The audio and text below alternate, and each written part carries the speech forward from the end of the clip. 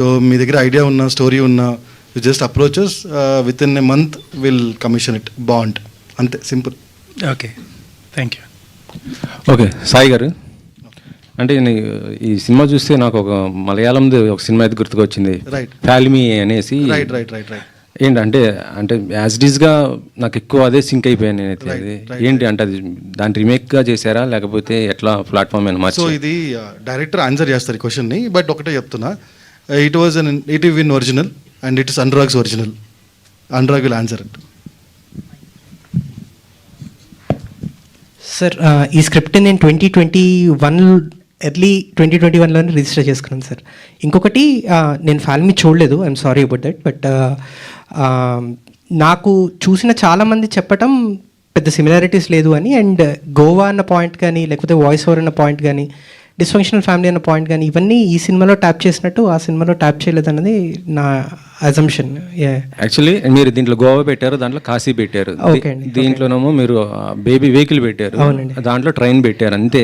మిగతాది మొత్తం యాజ్ డీజ్గా ఫ్యామిలీ డ్రామా యాజ్ డీజ్ అదే మొత్తం కాన్ఫ్లిక్ట్ అట్లాగే మొత్తం సీరియస్ అది సబ్జెక్ట్ అయితే అలాగే అనిపించింది. ఓకే సార్, అయితే సింపుల్ సార్, అది ఏం లేదు. బేసికలీ దిల్ చాహతా హై అన్నది ఫ్రెండ్స్ ట్రావెల్కి వెళ్ళే సినిమా సార్. ఈ నగరానికి ఏమైంది కూడా ఫ్రెండ్స్ ట్రావెల్కి వెళ్ళే సినిమానే. సో కదా, సో ఈ జానర్ కొత్తది అవటం వల్ల ఆ సిమిలారిటీస్ మనకి ఎక్కువగా తెలుస్తున్నాయి. ఫ్రెండ్ ట్రావెల్ అన్నదాన్ని ఒక జానర్గా యాక్సెప్ట్ చేస్తాం, ఫ్యామిలీ ట్రావెల్ అన్నది మనం ఇంకా జానర్గా ఇప్పుడిప్పుడే తెలుగులోకి వస్తుంది కాబట్టి అది ప్రాబబ్లీ ఉండొచ్చు సార్. అంటే ఇందులో మెయిన్ పాయింట్ ఏంటంటే హస్తికలు కలపడం, సేమ్ అది కూడా దాంట్లో కూడా హస్తికలే, దాంట్లో తాత హస్తికలు, దీంట్లో ఇది కదా. ఓకే ఓకే, అందుకే ప్రాబబ్లీ సార్ నేను చూడలేదు సినిమా, సో నేను ఆన్సర్ చేయలేను. But the script is registered in 2021 sir. Early 2021లో స్వాలో రిజిస్టర్ అయింది. సార్ నరేష్ గారు, ఈ ప్రెస్ మీట్కి పవిత్ర గారు కూడా, ఎందుకంటే మొన్న ట్రైలర్ లాంచ్కి వచ్చారు, ఇప్పుడు కూడా ఇలా కూడా వస్తారనుకున్నాం మేము. యాక్చువల్లీ గెస్ట్ అదే అంటే ఆ రోజు చూసేసి దీంట్లో పవిత్ర గారు మంచి క్యారెక్టర్ ఏదైనా చేశారేమో అదేనేది అనుకున్నాను. లేదు. సో అంటే సబ్జెక్ట్ మేము అనుకున్నది ఏంటంటే కామెడీ, వీరాంజనేయులు విహారయాత్ర, దీంతోపాటు బ్రహ్మానందం గారు వాయిస్ రావటం, మొత్తం ఇదంతా చూస్తే కామెడీ ఇలా బాగుంది అనుకున్నాం. కాకపోతే ఏంటంటే ఒక 15 minutes తర్వాత నుంచి సీరియస్ సబ్జెక్ట్ లాగా పోవటం, ఎమోషనల్, ఏ క్యారెక్టర్ 4 క్యారెక్టర్లు దేనికి దానికే మొత్తం ఇది కదా. అంటే ఎలా యాక్సెప్ట్ చేశారు? అంటే మీ క్యారెక్టర్స్ ఎక్కువ కూడా ఏదో ఒక జానర్ కామెడీ ఇది అవుతుంటుంది సీరియస్గా ఉండకుండా. నేను ఎప్పుడు ఒక జానర్కి స్టిక్ అవ్వలేదండి. ఇది మీరు అబ్జర్వ్ చేస్తే it is first magnetically gripping film. ఇది ఫస్ట్ మేము అనుకున్న, మీరు ఊహిస్తున్నటువంటి కామెడీ అనేది humour, what you call, run అవుతూనే ఉంటుంది, ఎక్కడ కూడా తగ్గలేదు. కానీ ఆ ఎమోషనల్ కంటెంట్ యాడ్ అవ్వడం అనేది పవర్ని యాడ్ చేసిందండి జనరల్గా.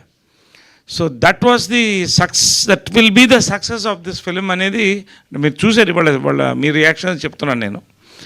సో డెఫినెట్గా మీరు ఊహించిన దానికంటే పెద్ద ఎక్స్పీరియన్స్ రేపు ఈటీవీ విన్లో you will watch Veeranjaneyulu Viharayatra. ఎందుకంటే బేసిక్గా ఇప్పుడు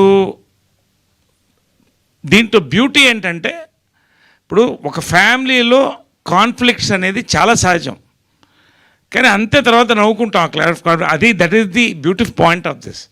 దీంట్లో మేజర్గా నాకు రాగ్మయూర్కి ప్రతి క్యారెక్టర్ కాన్ఫ్లిక్ట్ ఉంటుంది. అదే sir, one man's pleasure is the other man's poison. ఒకటి విషాదం, ఇంకోటి వినోదం. ఈ సినిమా సక్సెస్ అది. ప్రతి క్యారెక్టర్ ఎవరితోనే కాన్ఫ్లిక్ట్ ఉంటుంది.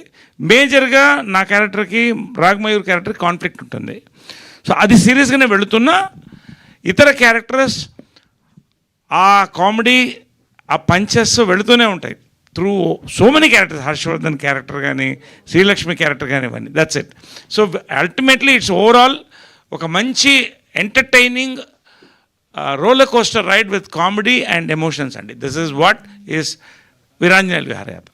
నరేష్ గారు, సార్ చూసాం సినిమా చాలా బాగుంది. ప్రతి సీను ఎవరో